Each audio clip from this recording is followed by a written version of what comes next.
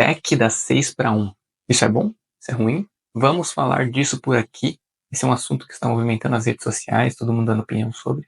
E eu resolvi trazer uma visão sobre isso. Isso aqui é um canal que vai ter esse primeiro vídeo, uma ideia que eu já estava formulando na minha cabeça, e eu queria trazer muito a questão de trabalho e de carreira e de desenvolvimento pessoal, que é uma coisa que eu comecei brevemente no meu Instagram. E por que não trazer esse assunto agora e começar esse projeto agora? Estou trazendo aqui esse canal para começar com essa conversa já polêmica. Então fica aqui nesse vídeo que nós vamos abordar sobre essa PEC, o que é essa PEC e minha opinião sobre isso, e deixar aberto também o debate para nós discutirmos sobre isso também. Então, antes de mais nada, antes de você já começar a tacar pedra aí, eu sou a favor do fim dessa escala 6:1. Bom, eu conheço pessoas que trabalharam ou trabalham nessa escala e os relatos não são nada positivos. É uma escala desgastante, é uma escala que te consome, você não consegue aproveitar o seu tempo de descanso, porque você está cansado sempre. E eu apoio quem quer o fim dessa escala, porque realmente eu acho que é algo que desgasta muito o trabalhador. Eu nunca trabalhei formalmente nessa escala, mas já teve um período da minha vida, até algumas semanas, que eu passo na escala 7:0, eu diria assim.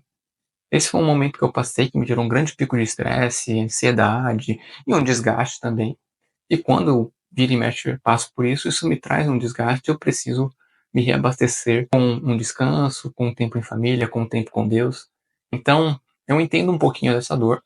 Nesse período que eu estive trabalhando nessa escala 7:0, foi um período que eu estava mais de casa, com algumas jornadas fora. E realmente traz um desgaste muito grande. E eu sei que isso não é bom no longo prazo, no médio e longo prazo, para a saúde do trabalhador, para a saúde daqueles que estão nessa escala. Mas o que está sendo trazido de assunto nesse momento, o que está sendo colocado à mesa, é uma PEC que visa, a priori, acabar com esse regime. Ela está pautada no fim da escala 6:1. Mas você precisa entender um pouquinho primeiro o que é PEC. PEC era uma proposta de emenda constitucional. Eu não sou nenhum jurista, nenhum advogado, tá? Mas é uma questão de leitura e de conhecimento que a gente adquire no decorrer da vida. Então, é uma proposta que visa modificar ou incluir alguma coisa na Constituição brasileira. E essa PEC não é nada diferente disso. Ela propõe uma mudança no artigo 7 da Constituição brasileira, no inciso 13, curioso, é o inciso que fala sobre a jornada de trabalho do brasileiro, que não pode ser maior que 8 horas diárias e não pode ser maior do que 44 horas semanais, com uma brecha ali para convenções de trabalho, para questões mesmo de horas extras, que devem ser acordadas no ambiente corporativo. Mas esse é o artigo que está lá na Constituição, está aí para você ver também. E eles querem mudar esse artigo, mudar, né, essa parte ali do artigo, alterando para o seguinte: proposta de 8 horas diárias, mantém as 8 horas, porém para 4 dias da semana. O que daria aí 36 horas? Não. 4 dias, 8 horas, dariam 32. Então essa PEC já começa com um erro básico de matemática. Está sendo proposto uma mudança de escala de 8 horas diárias para 4 dias, então seria a escala 4 para 3. Só que a matemática já está errada, não seriam 36 horas semanais, seriam 32 horas semanais. Mas a escala, né, 44 horas semanais também não é 8 vezes 5 dias, que é o que dá para se entender ali da Constituição. Mas não fala sobre a quantidade de dias, né, da Constituição, fala que tem que ter um descanso, preferencialmente no domingo, né? Isso já traz para a gente uma necessidade de analisar um pouco melhor isso. Então, passei o trecho aí, mas você pode procurar na internet aí sobre essa PEC. Se você procurar PEC 6:1 PDF íntegra, você vai encontrar e pode também ler. Tire suas próprias conclusões, tire sua própria opinião da sua leitura. Então, faça essa leitura. E outro ponto, além desse da questão matemática, é sobre os dados que são apresentados para justificar essa mudança. É feito ali uma apresentação de um caso de sucesso do Reino Unido. E vamos lá. Nossa realidade não é a mesma do Reino Unido, né? A gente está num país que, infelizmente, ainda é um país pobre. Ainda é um país que não tem um grande desenvolvimento comparado a outras grandes nações. E muitas vezes, quando o pessoal vem com umas propostas dessa, parece que a gente vive, né, numa Noruega, numa Suécia.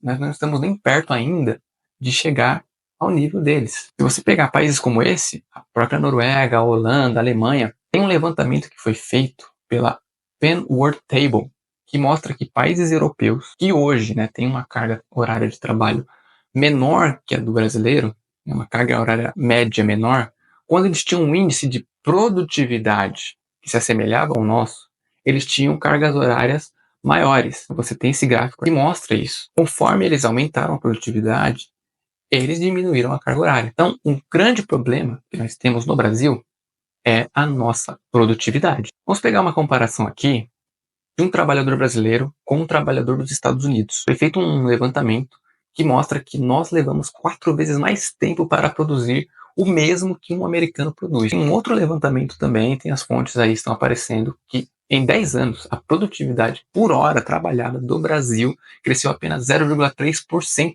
ao ano. E isso porque o setor de agro, que ele é muito criticado por grande parte dos apoiadores dessa PEC, puxou esse percentual para cima. O setor de agro ele passou por uma grande transformação que não foi por carga horária, foi por modernização. Ele passou por um grande desenvolvimento tecnológico.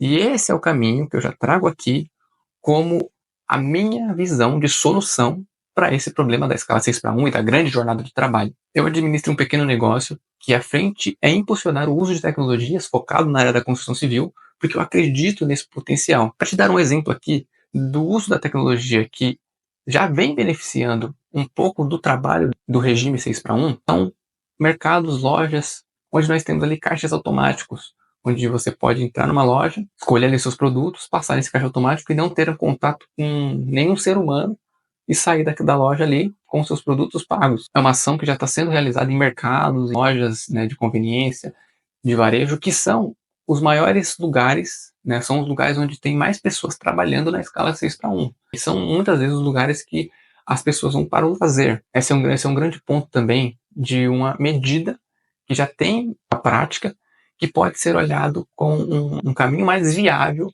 para a gente falar de uma diminuição de jornada de trabalho. Talvez você possa estar defendendo a ideia que a escala de trabalho diminuída, com os salários continuando os mesmos, que é o que a PEC está propondo, vamos diminuir a escala, mas os salários não vão ser alterados. Isso pode contribuir para pessoas que estarão na escala 4:3, que é isso que está sendo proposto, né, uma escala 4:3, elas possam ter mais tempo de lazer, para ir no cinema, para ir fazer compras, né, um tempo para fazer uma viagem até mesmo. Mas você acha mesmo que isso é possível aqui no Brasil? Vamos lá. Nós estamos em um país onde mais de 50 milhões de pessoas estão sob o benefício do Bolsa Família. E foi feito um levantamento que mostra que mais de 210 milhões de reais desses benefícios foram gastos com apostas online. O Banco Central chega a dizer que foi até de 3 bilhões, mas vamos ficar aqui somente no 210. Já é um absurdo. Outra coisa, você acha que a saúde financeira dos brasileiros está uma beleza. Ninguém está endividado, está todo mundo podendo gastar. Olha esse levantamento aqui feito pelo Globo. 80% dos brasileiros estão endividados. E praticamente 30% têm contas atrasadas. Além disso, 43% considera que a situação financeira piorou nos últimos meses. Eu acho que esse recorte de meses é uns 3 meses. Sendo que nas classes D e E, que é a classe que mais trabalha na 6:1, esse percentual chega a quase 50% das pessoas. Ou seja, cada duas, uma diz que a situação financeira piorou. Então você acha que, tendo mais tempo livre, a pessoa vai ter mais tempo para ir fazer compras, sendo que ela não está com a situação financeira boa? Sendo que o brasileiro não tem uma vida financeira boa. E aí você pensa, se eu vou diminuir a hora trabalhada, né, do brasileiro, e o meu nível de produtividade no Brasil é baixo, a hora trabalhada do brasileiro não produz tanto quanto os outros países que eles referenciam e muitas vezes trazem como exemplo de sucesso, você acha que se eu diminuo a minha hora trabalhada, o custo dos produtos vai ser o mesmo? Obviamente não, o custo de produção vai aumentar. Se o custo de produção aumenta, eu preciso aumentar o preço dos produtos para que ainda seja viável produzi-los. Isso vai refletir em imposto. Assim, é nobre você querer melhorar a vida dos trabalhadores. É o que a gente espera que os políticos façam, pelo menos no mínimo, né? E a gente vê muita proposta que vem com esse viés muito populista. Pesquisa quem está propondo essa proposta. Pesquisa quem está apoiando isso. Pesquisa. Olha quem está propondo isso. O partido que está propondo isso é o PSOL. O partido do PSOL teve desempenho ridículo nas eleições municipais desse ano. Eles se candidataram a praticamente 200 prefeituras e ganharam um total de 0. Não ganharam uma prefeitura no Brasil todo. Você tá falando sério? Ih, rapaz.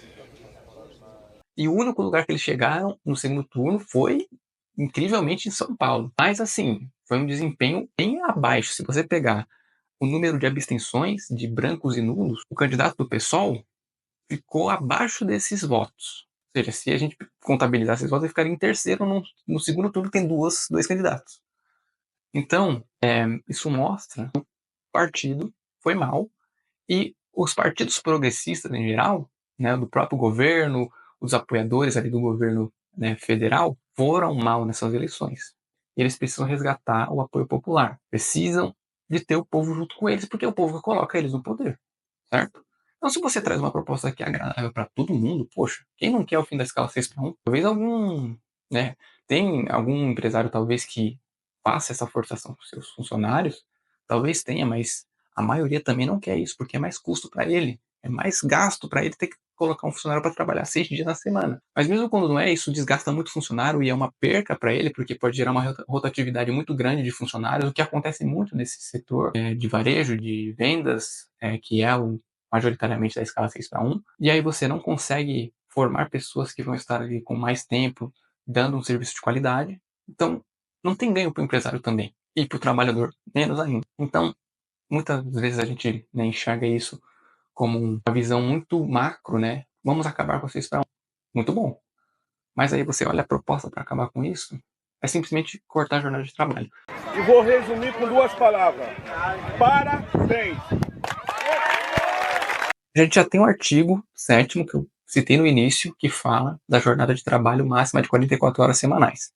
Eu conheço muita gente, eu trabalho na área da construção civil, já trabalhei em construtoras e já vi pessoas de várias empresas que trabalhavam muito mais que 44 horas semanais.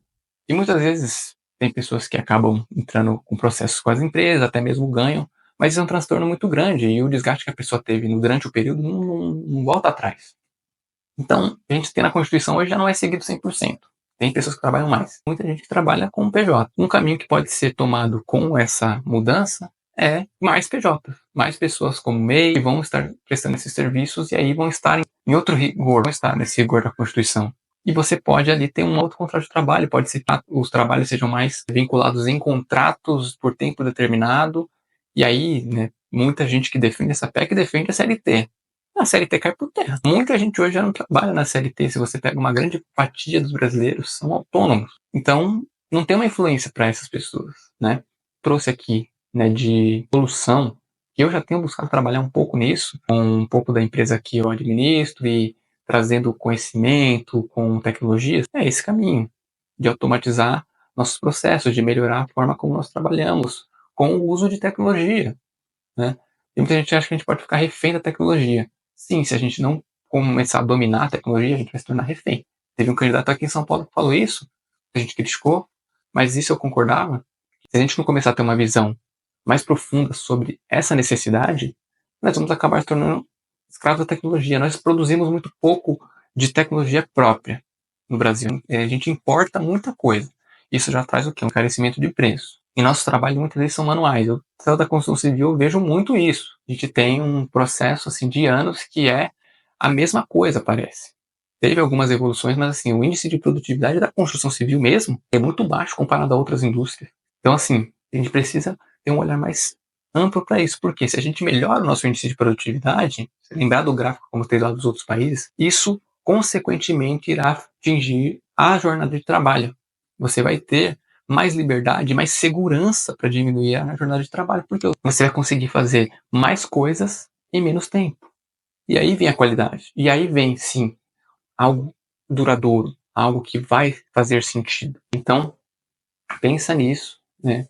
Essa é uma opinião, você pode discordar, coloca nos comentários aí se você discorda, você concorda, o que você acha disso. E pega esse vídeo, curte já aqui esse vídeo, compartilha aí com o máximo de pessoas que você puder. Se inscreve aqui no canal, que eu tô começando, como eu disse. Não sei muito o que vai acontecer aqui, mas eu já tinha uma ideia de trazer aqui coisas sobre carreira e desenvolvimento pessoal e essas coisas. E, enfim, é um canal no Afonso. Então, vamos lá. Pode seguir meu Instagram aqui também, eu vou deixar aqui o arroba. Até breve.